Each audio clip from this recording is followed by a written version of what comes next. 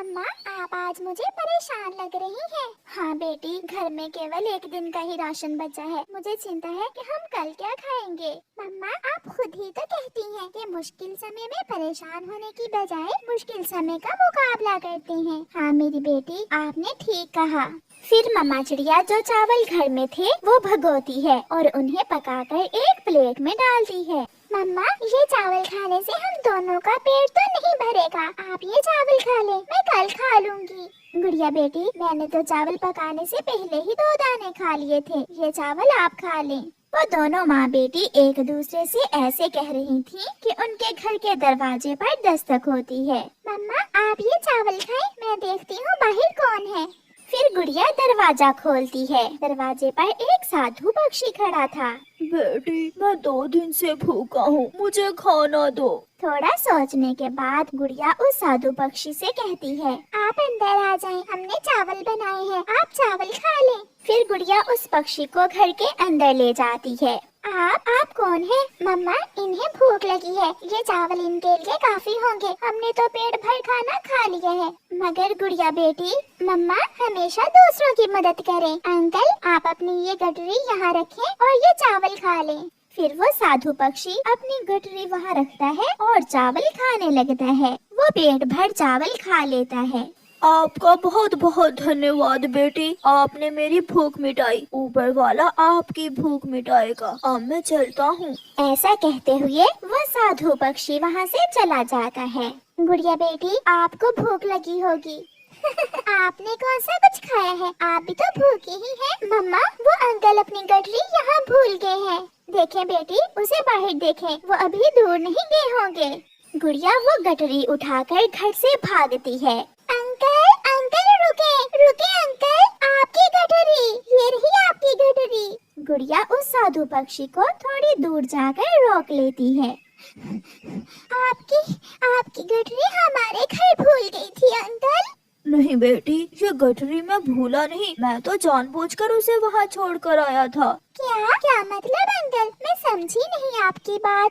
ये आप वापस घर ले जाएं और इसमें जो भी हो वो आपके लिए मेरी तरफ से तोहफा है। अब मुझे जाना होगा।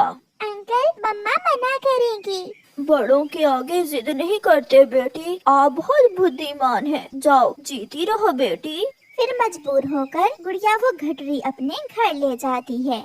मम्मा, उन्होंने ये गठरी लेने से मना कर दिया। मैंने बहुत जिद की ये गठरी उन्हें देने की, मगर वो बोले कि इसमें मेरे लिए गिफ्ट है। शायद होगा कुछ। आप सो जाओ बेटी, मुझे नींद आ रही है। कल देखेंगे घर के लिए राशन कैसे लाना है। फिर गुड़िया की मम्मा सो जाती है, मगर गुड़िया उस गठरी को देखे जा रही थी। फिर गुड़िया आहिस्ता से वो गठरी खोलती है। उसकी तो चीख ही निकल जाती है। मम्मा, मम्मा, इसमें तो बड़ा खजाना है। मम्मा, ये कैसे हो सकता है? गुड़िया की मम्मा भी उठ जाती है। जिस पक्षी के पास खाना नहीं था, वो इतनी सारी धन दौलत हमें कैसे दे सकता है बेटी? मम्मा, वो पक्षी जरूर कोई साधारण पक्षी नहीं था, वो आया ही हमारी मदद करने था। फिर मम्मा चिड़िया और उसकी बेटी मीठी नींद सो जाती हैं। दूसरे दिन गुड़िया और उसकी मम्मा बाजार जाती हैं। वो अपने लिए वहाँ से महीने भर का राशन लेती हैं। गुड़िया अपने लिए गरम टोपी और मफलर लेती है। कबूतर भैया, अगर आपके आसपास कोई गरीब पक्षी हो तो उसे मेरे पास भेज देना, मैं उसकी मदद करूँगी। चिड़िया, मगर आपके पास इतना पैसा कहाँ से आया? ये सब ऊपर वाले की देन है। कबूतर के पड़ोस में गोरी कौवी रहती थी। वो हर रोज की तरह कबूतर को रास्ते में रोक लेती है। कबूतर, प्लीज आज एक रोटी मुझे दे दो, मैं बहुत भूखी हूँ। चिड़िया के पास जाओ, चिड़िया के पास, वो सब गरीबों की मदद कर रही है। चिड़िया, मगर वो तो खुद बहुत गरीब है। कोई चमत्कार हुआ है उसके साथ। अब वो गरीब नहीं बल्कि गरीबों की मदद करती है। तुम जाओ और उससे रोटी ले लो। हैरान होकर गोरी कौवी चिड़िया के घर जाती है। चिड़िया अपने घर के बाहर बैठी हुई थी। चिड़िया, ये घर तुमने कब नया बना लिया? गोरी बहन, मैंने आज ही अपने घर की मरम्मत करवाई है, छत भी नई लगवा ली है। बहुत टूटी हुई थी छत मेरे घर की। चिड़िया, ये सब तुमने कैसे किया? फिर चिड़िया गोरी को रात वाली साधु पक्षी की बात बताती है। गुड़िया उसकी गठरी वापस करने गई तो उसने वो गठरी लेने से इनकार कर दिया। ऐसा साधु पक्षी मुझे क्यों नहीं मिलता? छोटी चिड़िया, ऐसे सारे चमत्कारी काम तुम्हारे साथ ही क्यों होते हैं? आप यहाँ बैठे, मैं आपके लिए रोटी लेकर आती हूँ। मुझे नहीं लेनी तुमसे रोटी, मैं तो उस साधु पक्षी को ही ढूंढूंगी अब। गोरी वहाँ से भाग जाती है। गोरी इधर जाती है, गोरी उधर जाती है। वो सारे जंगल में उस साधु पक्षी की खोज करती है। वो उड़ती उड़ती पहाड़ों की तरफ निकल जाती है। एक सूखे हुए पेड़ के पास गोरी कव्वी को वो साधु पक्षी बैठा हुआ दिखाई देता है। गोरी तुरंत वहाँ जाती है। साधु पक्षी जी, साधु पक्षी जी, मैं आपको कब से ढूंढ रही हूँ। क्या आपको भूख लगी है? क्या मैं आपको खाने के लिए कुछ ला कर दूँ?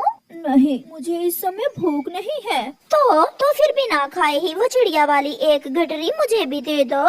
तुम ऐसा करो, ये लड्डू पीपल के पेड़ पर बैठी हुई बूढ़ी फाख्ता को देकर आओ, फिर मैं तुम्हें भी वो गठरी दे दूंगा।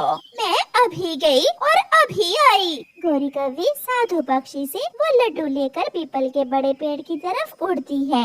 जाते हुए गोरी कव्वी एक पेड़ पर रुक जाती है। वो बूढ़ी फाख्ता इतने लड्डू खाकर क्या करेगी और साधु पक्षी को क्या मालूम कि मैंने रास्ते में अपना पेट भरा है। ऐसा सोचते हुए गोरी कव्वी उन लड्डुओं में से 2-3 लड्डू खा लेती है और फिर से उड़ती है। बूढ़ी फाख्ता, लो ये लड्डू साधु पक्षी ने आपके लिए भेजे हैं। अच्छा किया जो आप आ गई, मैं बहुत भूखी थी। गोरी वापस जाती है। साधु पक्षी जी, अब जल्दी से मुझे वो चिड़िया वाली गठरी दे दें, मैं बहुत थक गई हूँ। तो ये बात है, लो जैसे काम वैसे दाम। ऐसा कहते हुए साधु बाबा गोरी कव्वी को एक गठरी दे देता है। गोरी वो गठरी लेकर खुशी खुशी वहाँ से चली जाती है। थोड़ी दूर जाकर गोरी कव्वी वो गठरी खोलकर देखती है। मर गई, हाय मर गई। साधु बाबा, ये तुमने मेरे साथ क्या किया? चिड़िया को दिया खजाना और मुझे दी सजा। वो साधु पक्षी अचानक वहाँ आता है। जैसे काम वैसे दाम। मैं लालची, झूठे और बुरे पक्षियों की मदद नहीं करता। चिड़िया एक अच्छी पक्षी है और उसकी बेटी बहुत बुद्धिमान और दयालु है। तुम बुरी हो और लालची, इसलिए तुम्हें सजा मिली है। गोरी बैठी रोती रहती है। प्यारे दोस्तों, इस कहानी को लाइक करना बिल्कुल मत भूलना। आपका धन्यवाद। सर्द हवाएं चल